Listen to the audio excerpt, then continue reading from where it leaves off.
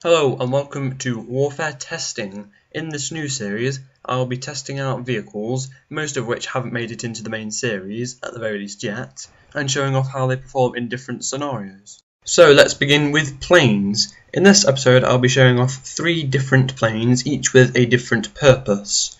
Let's begin with the Hawk, which is primarily a heavy bomber.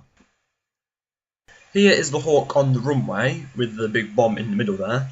Now this is actually a transport as well, with 6 seats, 3 on either side. The Kerbals don't exactly fit in there very well, but it works, so I'm not really going to complain. Now we've got 2 jet engines to give us a fair efficiency as we're not carrying much fuel. And we also have parachutes to help us land close to our target once it's been neutralised to pick up the prisoners. Because the Hawk has big wings and quite a few winglets, it has a lot of lift. And despite its size, it's actually fairly light, so the end result is that it's fairly manoeuvrable, and the only thing that really limits how fast it can bank and turn is how much torque I can give it, which I can change at a later date if I need to. Because of the size of the plane and the payload, our main target is large and easy to hit targets that we can do a lot of damage to. So what I've done is set up a fuel tanker for some target practice and lined the Hawk up with it, and we are coming in now, low and at about half speed. I'm gonna have to move out of the way of these buildings. I probably should have come at this from the other side. We're gonna have to pitch our nose up a bit so we're not hit by the cooling tower or the flagpole. Oh, we're in render distance. Pull up a bit. Oh, that is quite close. Make our way around these buildings. We need to bank left a little and get ready. Drop bomb! Oh, I think we got a direct hit off then. Yeah, there's some debris next to our target. Wow, the back end of it's been torn off and it's been totally immobilised. If there were any Kerbals there, then I'd then use the parachutes on the Hawk to slow down and land right next to the target to pick them up. Overall, I think this is a pretty good test of the Hawk and its ability to take out a large target, and I might still use it in the main series if I find a scenario which I can use it in an atmosphere fight or something as such. But for now, that's it for the Hawk, and it's time to move on to our second plane this episode. And while the Hawk kind of lacks speed, our second plane certainly does not, and it's called the Ethereal. And it is very fast.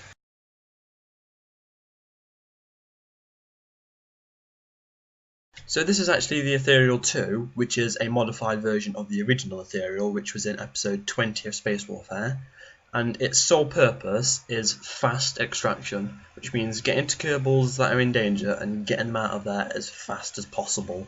Which is why I swapped the basic jet engine for a turbojet, giving it a bit more lift, and stripped off some of the unnecessary weight.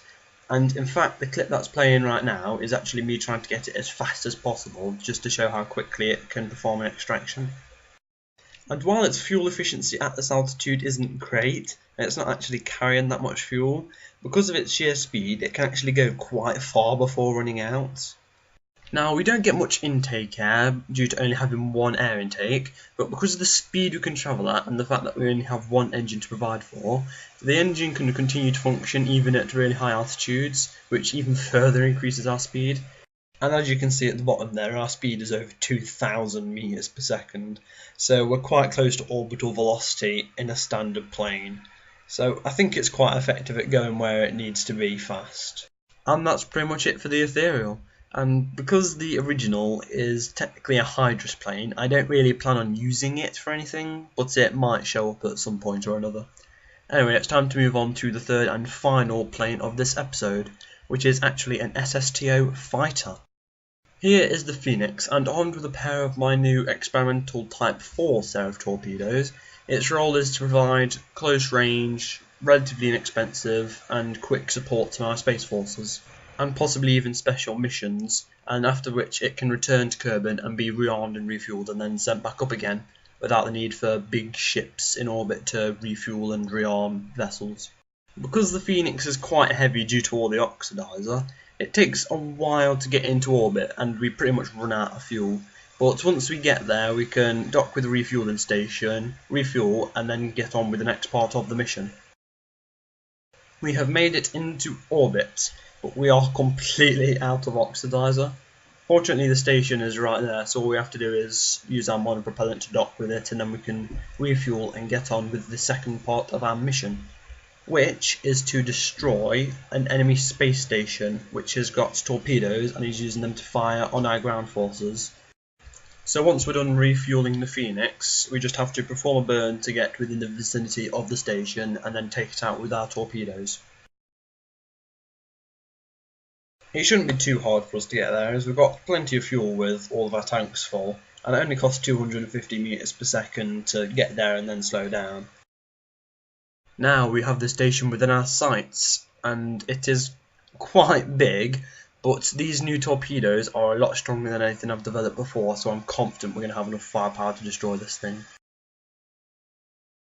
We are quite close to our target, but unlike my older torpedoes, which needed to be a fair distance away to build up enough speed to do damage, this one doesn't and can be fired from a short range. Let's see how much damage we can do. Oh, we've torn the station apart. I'd like to see them try and fire the torpedoes now. So, with that enemy station destroyed and Jeb's mission complete, we just have to deorbit and then land safely, and not have to worry about any torpedoes raining from the sky anytime soon. Oh, celebrating a bit, are we, Jeb? So that is it for the Phoenix and the episode, and in the next episode I'll be testing out some space vehicles. But for now, I'm 80,000 Army. Thanks for watching.